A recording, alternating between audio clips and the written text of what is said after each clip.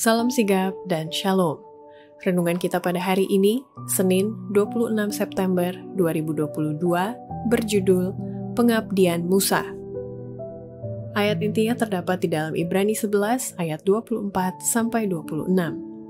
Karena iman, maka Musa setelah dewasa menolak disebut anak putri Firaun, karena ia lebih suka menderita sengsara dengan umat Allah daripada untuk sementara menikmati kesenangan dari dosa. Ia menganggap penghinaan karena Kristus sebagai kekayaan yang lebih besar daripada semua harta Mesir, sebab pandangannya ia arahkan kepada upah. Pena Inspirasi menuliskan yang dimaksud dengan judul renungan kita pagi ini, Pengabdian Musa, adalah jawaban atas pertanyaan, siapakah yang mau? Agar mau datang menghampiri tahta kasih karunia Allah dan mengalami kasih-Nya yang tiada bandingnya itu adalah sebagai berikut. Pertama, ciri-ciri orang yang telah mengikuti pengabdian Musa, bila mana orang itu tidak tergoyahkan dalam tekadnya dan tidak menghormati seorang pun dalam hidup ini, kecuali kepada Allah yang satu itu, yaitu Khalik langit dan bumi untuk disembahnya.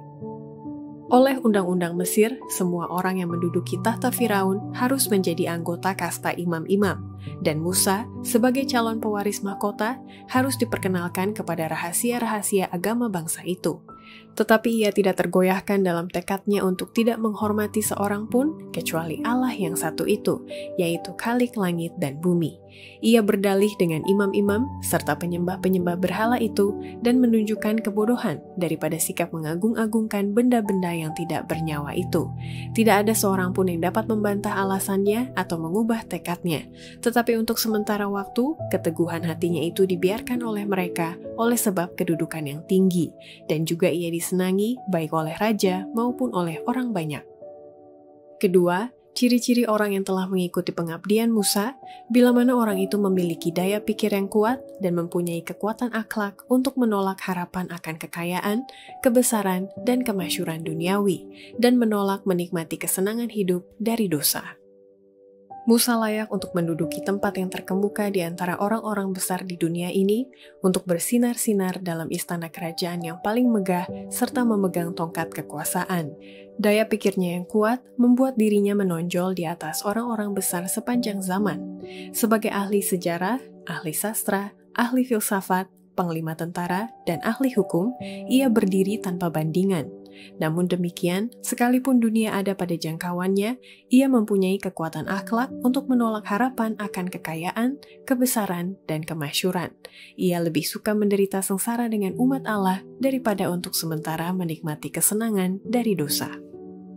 Ketiga, ciri-ciri orang yang telah mengikuti pengabdian Musa, bila mana orang itu memiliki iman yang selalu memandang kepada satu mahkota yang tidak akan binasa, sehingga menuntun orang itu untuk memalingkan diri dari mahkota-mahkota kerajaan duniawi. Musa telah diajar tentang adanya pahala yang terakhir yang akan diberikan kepada hamba-hamba Allah yang rendah hati dan taat, dan keuntungan duniawi menjadi tidak berarti jika dibandingkan dengan pahala tersebut. Oleh iman, ia memandang kepada satu mahkota yang tidak akan binasa, yang Raja Surga akan letakkan di atas kepala daripada orang-orang yang menang.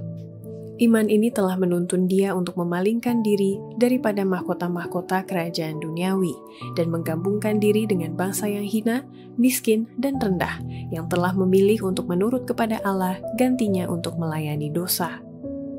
Keempat, ciri-ciri orang yang telah mengikuti pengabdian Musa, bila mana orang itu memiliki roh belas kasihan, kepedulian, dan senantiasa membela dan menegakkan keadilan kepada orang-orang yang tertindas, terutama bagi orang-orang seiman.